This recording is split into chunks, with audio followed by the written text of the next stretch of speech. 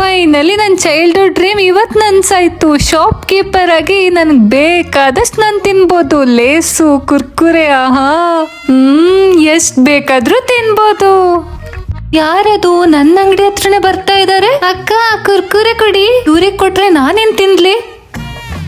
ಖಾಲಿ ಆಗಿದೆ, ಪಕ್ಕದ ಅಂಗಡಿಯಲ್ಲಿ ಸಿಗುತ್ತೆ, ಅಲ್ಲಿ ಹೋಗಿ ತಗೋ. ಕುರ್ಕುರೆ ಬೇಕಂತೆ. ಕುರ್ಕುರೆ ಏನ್ ಬೇಕಾಗಿತ್ತು? 1 kg ಟೊಮೆಟೊ ಮತ್ತೆ ಲೇಸ್ ಕೊಡಿ. ಇದಾ ಡೇಟ್ ಬಾರ್ ಆಗಿದೆ, ಚೆನ್ನಾಗಿಲ್ಲ.